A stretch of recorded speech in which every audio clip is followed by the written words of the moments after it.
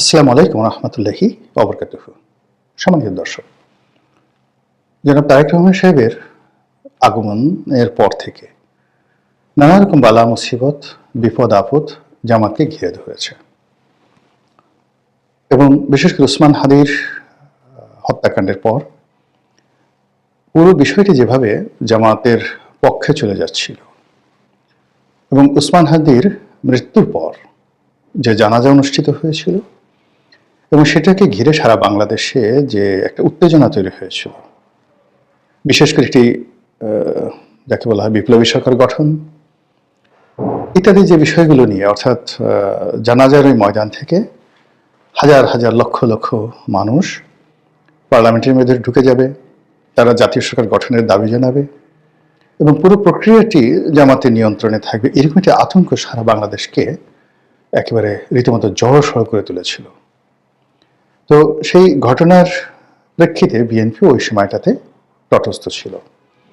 অনেকে বলার চেষ্টা করছেন যে তড়িঘড়ি করে জনাব তারেক রহমান সাহেব যে বাংলাদেশে আসার ঘোষণা দিলেন, এটা বিএনপির যারা নেতা ছিলেন তাদের একটা চাপ ছিল তারেক রহমান সাহেবের উপর, যে এটা আপনার জন্য আমাদের জন্য একটা আখেরি সুযোগ।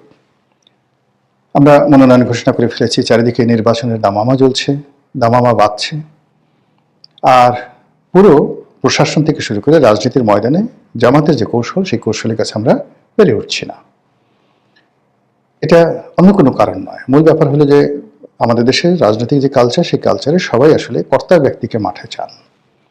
তো তারেক রহমান সাহেব লন্ডনে বসে সিদ্ধান্ত দেবেন আর মির্জা ফখরুল সাহেব সেই জামাতের আমিরের সঙ্গে প্রতিযোগিতা করবেন, এটা হয় না, আমাদের সমাজে মেনে নেওয়া হয় না।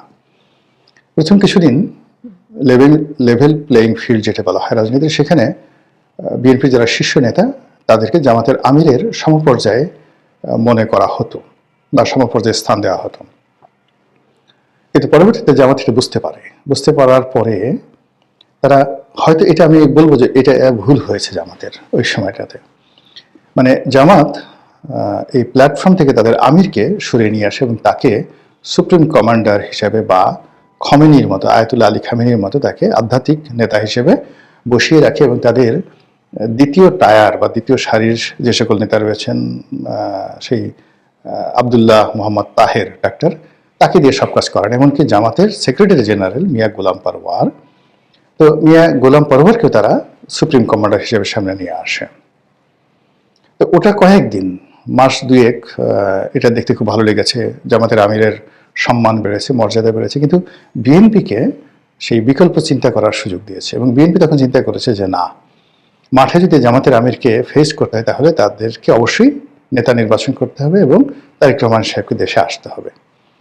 তো তারেক রহমান সাহেব আসলে যেটা বিপ্লব হবে, এটা আমরা অনেক আগে, এমনকি যখন 2012-13 সনে সেই পার্লামেন্ট চালু ছিল, বিএনপি পার্লামেন্ট ছিল, বিএনপির নেতারাও কিন্তু গর্ব করে বলতেন যে এমন একটা সময় আসবে যখন তারেক রহমান সাহেব আসবেন এবং সকল বাধা বিপত্তি সব দূর হয়ে যাবে।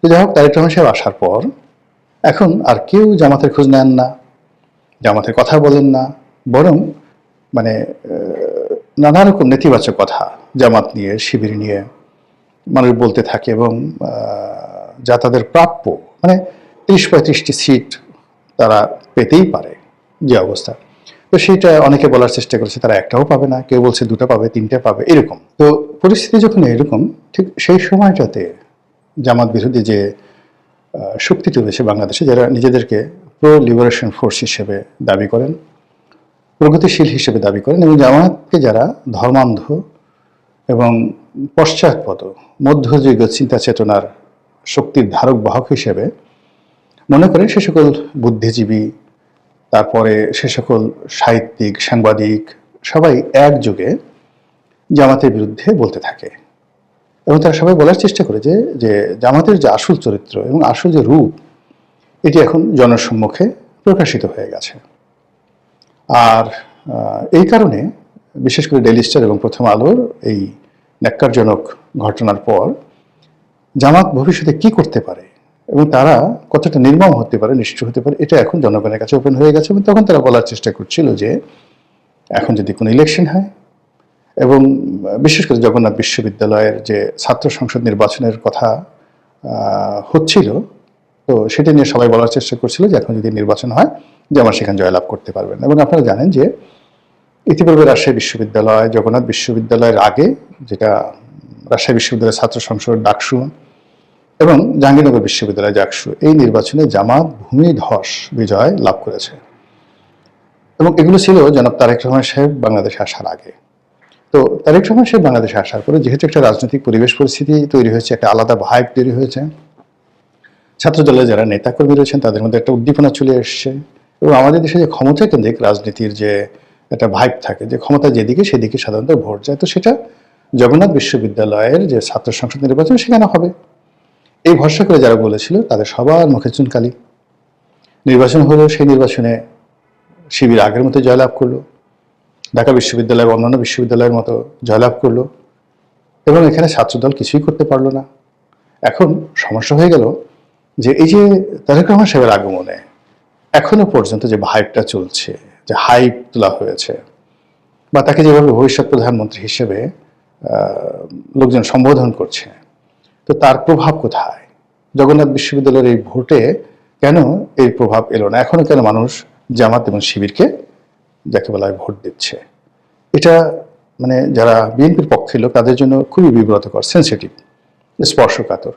আর তারেক রহমান সাহেবের জন্য আরও বিব্রতকর যে এই প্রথম যে একটা নির্বাচন হলো জগন্নাথে, এখানে তারেক ম্যাজিক শো করা গেল না, অথচ এটা খুব দরকার ছিল, যে কোনো মূল্যে এই বিজয়টা দরকার ছিল। এখন মির্জা ফখরুল সাহেব বলছেন যে আমরা গবেষণা করছি বা গবেষণা করব। তো গবেষণা করতে তো অনেক সময় বছরের পর বছর লাগে। নির্বাচন তো আর মাত্র বেশি দিন নেই, ফেব্রুয়ারি মাসের 12 তারিখে যদি নির্বাচন হয় 1 মাসও তো নেই। তো সেখানে আপনি এখন এই গবেষণা করে আপনি কি করবেন বলেন? তো এই গবেষণা তারা করবেন। আর অন্যদিকে জামাতের যারা লোকজন তারা আবার তাদের যে পাক বা পাখনা এরা ঝাপটা দিচ্ছে যে এত কিছুর পরেও আবার মানুষ শিবিরকে ভোট দিল। মানে এরা তো যেন তেন মানুষ নয়।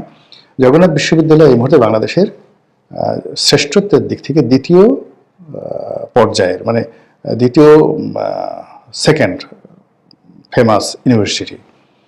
ঢাকা বিশ্ববিদ্যালয়ের পরেই তাদের অবস্থান। একসময় জাহাঙ্গীরনগর ছিল, কিন্তু এখন জগন্নাথ বিশ্ববিদ্যালয় এবং ঢাকা একেবারে কেন্দ্রে।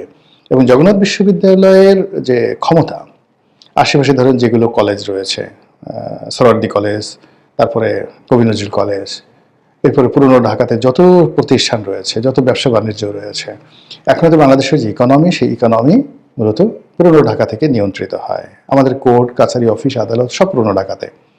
ঢাকা ডিসি অফিস, জজ অফিস, মেট্রোপলিটন পুলিশের অফিস, এমনকি কেরানীগঞ্জের জেলখানা, সব এর যে এই সেন্ট্রাল পয়েন্টে জগন্নাথ বিশ্ববিদ্যালয়ের যারা ছাত্র সংসদে থাকবেন তারা ঢাকা বিশ্ববিদ্যালয়ের সে ক্ষমতাধর।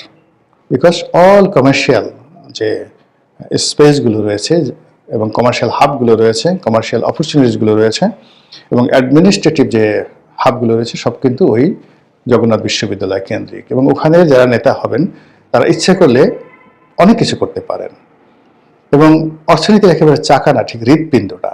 ইসলামপুর ধরেন, বংশাল, তারপরে মিটফোর্ড, নবপুর, এই পুরো অঞ্চলটা তো জগন্নাথ বিশ্ববিদ্যালয়ের যারা নেতা তাদের কথা মতো চলে। সদরঘাট তাদের কথা মতো চলবে, গুদারাঘাট তাদের কথা মতো চলবে, কেরানীগঞ্জ তাদের কথা মতো চলবে। তো কাজেই সেই জায়গাটাতে জামাত ঢুকে গেছে একেবারে ঢাকার গেটওয়ে, সব কমার্শিয়াল গেটওয়ে। পাশে বাংলা বাজার আছে, বাংলা বাজারের পরে আলু বাজার আছে, বেগম বাজার আছে, মানে যত পাইকারি বাজার আছে কাঁচামাল থেকে শুরু করে সব কিছু এখনো পর্যন্ত ওই এলাকা নিয়ন্ত্রণ করে। তো জাহাঙ্গীরনগর ইউনিভার্সিটি, রাজশাহী ইউনিভার্সিটি ওই দিক থেকে কমার্শিয়াল ফিজিবিলিটি নেই যেটা জগন্নাথের আছে। তো সেখানে শিবির তাদের যে কে বলা হয় বিজয় নিশ্চিত করলো। আমি মনে করি এটা যেন তেন ঘটনা নয়, এর পেছনে অনেক অনেক যাকে বলা হাত আছে, অনেক অনেক সুদূর প্রসারী চিন্তা আছে। এবং এখানে যে বিজয় একেবারে যেন তেন বিজয় তা নয়। আমাদের ছেলে মেয়ের যারা এই দেশকে নেতৃত্ব দিচ্ছে তাদের মনোজগতে একটা বিরাট পরিবর্তন আসছে। এই পরিবর্তনের আওয়াজটা বিএনপিকে এবং আওয়ামী লীগকে বুঝতে হবে, জাতীয় পার্টিকে বুঝতে হবে, আদারওয়াইজ সর্বনাশ হয়ে যাবে। মহান আল্লাহ আমাদের সবাইকে হেদায়েত দান করুন এবং হেফাজত করুন। আসসালামু আলাইকুম ওয়া রাহমাতুল্লাহি ওয়া বারাকাতুহু।